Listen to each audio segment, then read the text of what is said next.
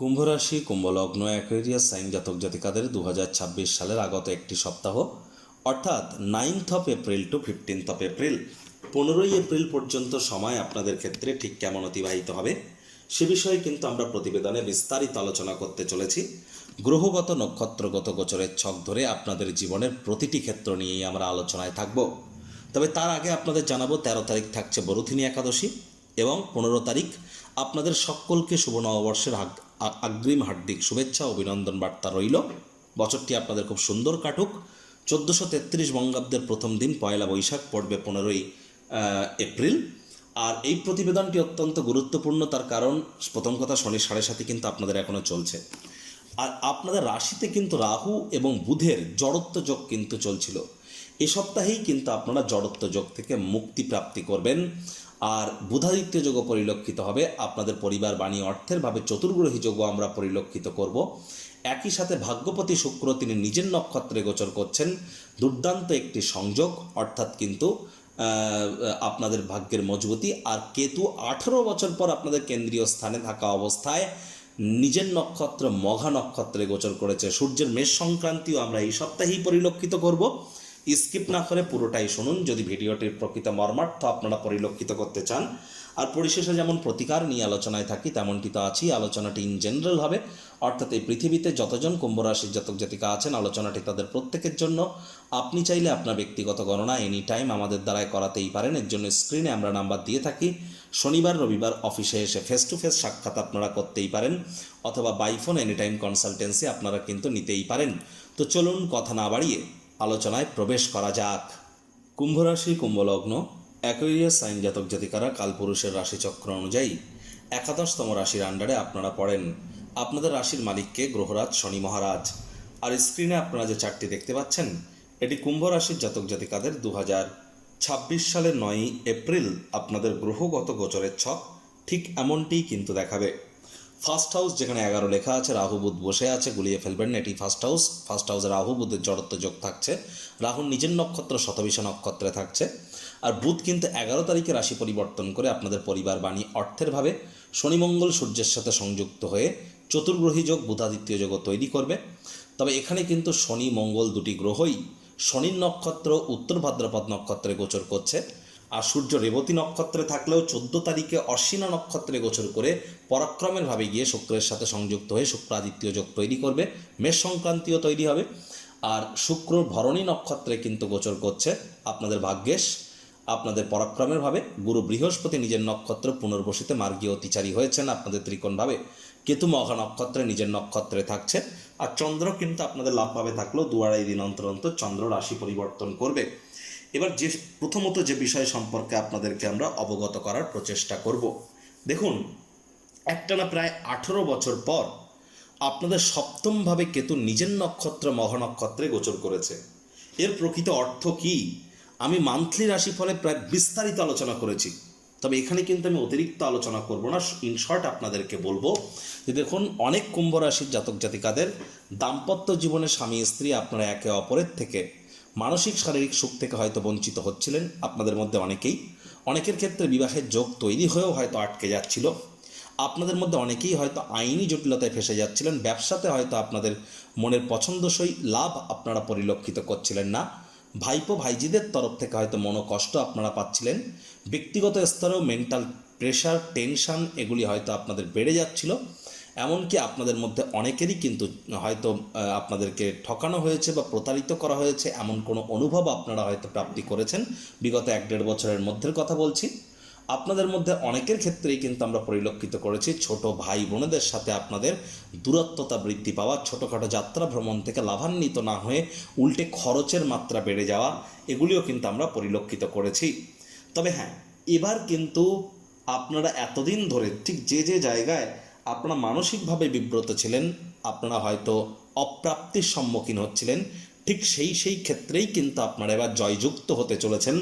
শর্ত একটাই, যদি জন্মছকে আপনাদের কেতু মজবুত পজিশানে থাকে তো।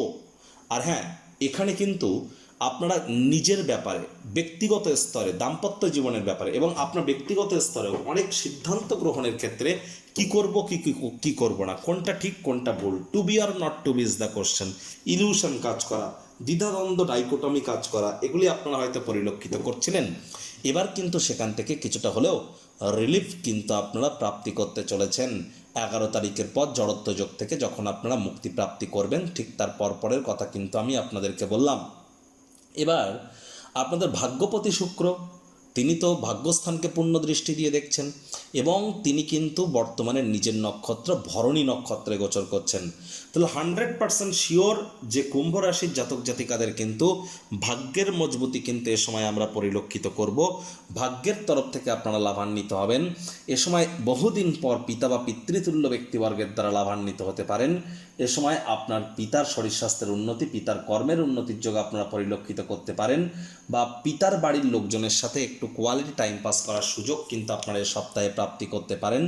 লং ডিস্টেন্স জার্নি, দূরবর্তী যাত্রা ভ্রমণের সুযোগও প্রাপ্তি করতে পারেন। তীর্থযাত্রা, তীর্থ ভ্রমণের সুযোগ প্রাপ্তি করতে পারেন। হায়ার স্টাডিজ যারা করছেন, ওভারঅল শিক্ষার্থী বিদ্যার্থীদের জন্য সময়ের সুযোগ ভালো। তবে যাদের জন্মছকে রাহু দুর্বল অবস্থানে আছে, রাহুর মহাদশা অন্তর্দশা চলছে, সেই সমস্ত শিক্ষার্থী বিদ্যার্থীদের একটু প্রিকশন নিয়ে চলতে হবে। বাকিদের ক্ষেত্রে সময় সুযোগ ঠিকঠাক। আর এ সময় কিন্তু অবশ্যই আপনাদের ভাগ্য আপনাদেরকে পূর্ণ সঙ্গ কিন্তু প্রদান করতে চলেছে। যে কর্ম করতে যা সময় লাগতো তা অর্ধেক সময়ের মধ্যেই সমাপ্ত কিন্তু আপনারা করতে চলেছেন। পুরনো দিনের অনেক বন্ধুবান্ধব, নাতি নাতনিদের সাথে প্রাণ প্রাচুর্য, খুশির উৎস কিন্তু আপনারা আবার প্রাপ্তি নিশ্চিতভাবে করতে পারেন।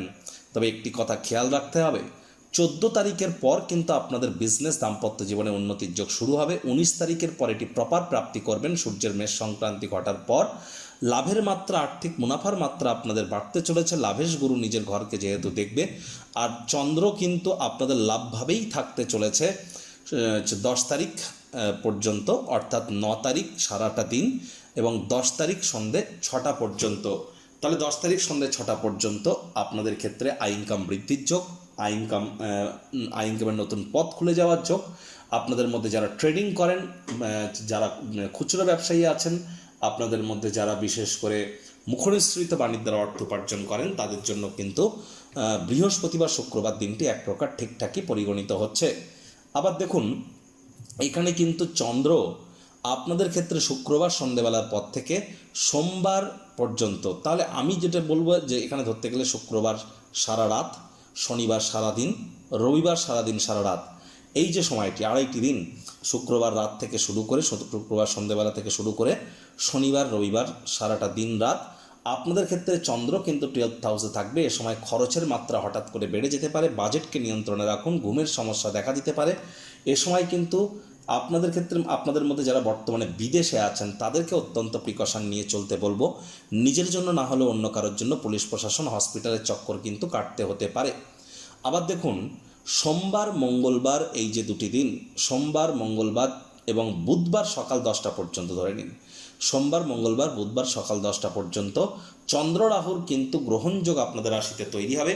তাহলে সোমবার মঙ্গলবার বিশেষ করে এই যে 2টি দিন মস্তিষ্ক কিন্তু বিব্রত হতে পারে, হুটহাট করে রেগে যেতে পারেন, আবেগের বশবর্তী হয়ে এমন কোনো সিদ্ধান্ত আপনি নিয়ে ফেললেন যার কারণে সারাটা জীবন কিন্তু আপনি অনুশোচনের পাত্রপাত্রী হতে পারেন। তাহলে এই বিষয়ে আপনাদেরকে অত্যন্ত নজর কিন্তু প্রদান করে চলতে হবে। শরীর স্বাস্থ্যের দিকেও এ সময় একটু নজর আপনাদেরকে প্রদান করে কিন্তু চলতে হবে। আবার দেখুন, আপনাদের ক্ষেত্রে যদি দেখা যায় যে বুধবার সকাল 10টার পর থেকে কিন্তু আপনাদের পারিবারিক ক্ষেত্রে গোলযোগ কিন্তু বৃদ্ধি পেতে পারে। পরিবারে কিন্তু মেজাজ হারালেই ক্ষতি। মঙ্গল শনির নক্ষত্রেই কিন্তু গোচর করছে। তাহলে অবশ্যই বুধবার সারাটা দিন চেষ্টা করুন পারিবারিক দায়িত্বগুলি সঠিক সময়ের মধ্যে পালন করার। ডমিনেটিং নেচারের হলেই ক্ষতি। মানি ম্যানেজমেন্ট সম্পর্কে সপ্তাহে আপনারা জ্ঞান বৃদ্ধি করুন। কয়েকটি ডেট আমি বলছি, টাইম বলছি, নোট করে রাখুন। শুক্রবার 10ই এপ্রিল সকাল 11:30 থেকে শুরু করে 11ই এপ্রিল শনিবার দুপুর 1:30 পর্যন্ত। তাহলে শুক্রবার 11:30 থেকে শনিবার দুপুর 1:30 পর্যন্ত এই যে সময়, এই সময়টিতে কিন্তু আপনাদের খরচ মাত্রা অতিরিক্ত বাড়তে পারে। শত্রুপক্ষ হাবি হতে পারে। রোগ, ঋণ, শত্রু 3টি ক্ষেত্রেই একটু সমস্যায় আপনারা পড়তে পারেন। তবে মস্তিষ্ককে ঠান্ডা রাখতে পারলে আপনারা লাভান্বিত হবেন। আবার দেখুন, আরও একটি ডেট আপনাদের বলছি। 13ই এপ্রিল সোমবার বিকেল 4টে থেকে শুরু করে 14ই এপ্রিল মঙ্গলবার বিকেল 4টে পর্যন্ত। তাহলে 13ই এপ্রিল বিকেল 4টে থেকে 14ই এপ্রিল বিকেল 4টে পর্যন্ত এই যে সময়টি, এই সময়টিতে কিন্তু আপনাদের শরীর স্বাস্থ্যের অবনতি হতে পারে, মস্তিষ্ক বিব্রত হতে পারে, ইলিউশন কাজ করতে পারে, না চাইতেও কোনো ভুল করে বসতে পারেন। ওই বললাম না, এমন কোনো সিদ্ধান্ত আবেগের বশবর্তী হয়ে ইলিউশনের কারণে নিয়ে ফেলবেন, যার কারণে সারাটা জীবন কিন্তু আপনাদেরকে এর কারণে কিন্তু অনুশোচনা করতে হতে পারে। চোখ কান খোলা রাখুন, এই সময় আপনাদেরকে কেউ প্রতারিত করার চেষ্টাও কিন্তু অবশ্যই করতে পারে, নজর রাখতে হবে। আরও একটি ডেট 15 তারিখ। 15 তারিখ আপনাদেরকে বলবো যে দুপুর 3টে সাড়ে 3টের পর, 15 তারিখ দুপুর 3টে সাড়ে 3টের পর আপনাদের ক্ষেত্রে কিন্তু পারিবারিক জীবনে কলহের মাত্রা বাড়তে পারে, পরিবারের কারো শরীর স্বাস্থ্যের অবনতি হতে পারে। 15 তারিখ বুধবার, 15 তারিখ বুধবার দুপুর 3:30 পর থেকে 16 তারিখ দুপুরবেলা পর্যন্ত পরিবারে কোলাহল বাড়তে পারে, পরিবারের সদস্যদের স্বাস্থ্যের অবনতি হতে পারে, খরচ বেড়ে যেতে পারে, ব্যাংকের ব্যালেন্সে ঘাটতি অনুভব করতে পারেন। তাহলে এই দিনগুলো একটু কেয়ারফুল থাকার চেষ্টা করুন। যাদের জন্ম সংখ্যা বা ড্রাইভার নাম্বার 4, 7 অথবা 8, 4, 7, 8, সংখ্যাতত্ত্ববিদ্যা বা নিউমারোলজি ওয়াইজ 4 মানে রাহু, 7 মানে কেতু, 8 মানে শনি। বুঝবেন কি করে আপনার ড্রাইভার নাম্বার জন্ম সংখ্যা কত? যে কোনো মাস যে কোনো বছরে 4, 13, 22, 31 তারিখে জন্মগ্রহণ করলে ড্রাইভার নাম্বার 4, 7, 16, 25 তারিখে জন্মগ্রহণ করলে ড্রাইভার নাম্বার 7, 8, 17, 26 তারিখে জন্মগ্রহণ করলে ড্রাইভার নাম্বার 8। তাহলে ইমিডিয়েট জ্যোতিষতাত্ত্বিক পরামর্শ আপনারা গ্রহণ করুন।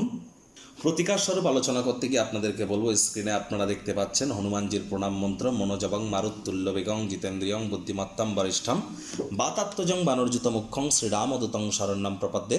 প্রত্যেক দিন পারলে 108 বার এই মন্ত্রটি জপ করুন। এটা তো খুব টাফ, যদি না পারেন তাহলে ওম হুম হনুমতে নামা, এটিও 108 বার জপ করতে পারেন।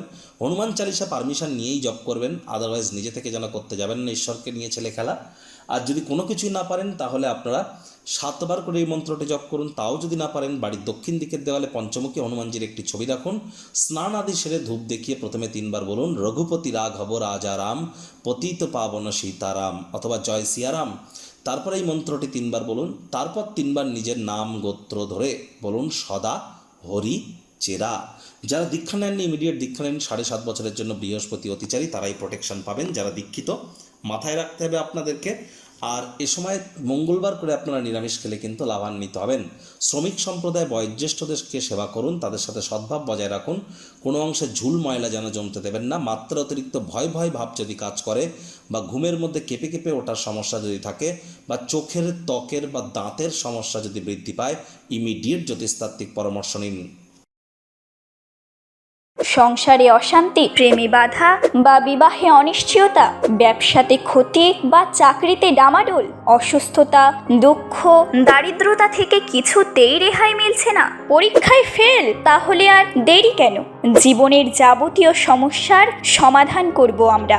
বাস্তুশাস্ত্র, সংখ্যাতত্ত্ববিদ্যা, লাল কিতাব, বৈদিক জ্যোতিষশাস্ত্র, কৃষ্ণমূর্তি প্রভৃতি পদ্ধতিতে জন্মছক বিচার করা হয়। প্রয়োজন অনুভব করলে স্ক্রিনে ফ্ল্যাশ হওয়া নম্বরে যোগাযোগ করতেই পারেন।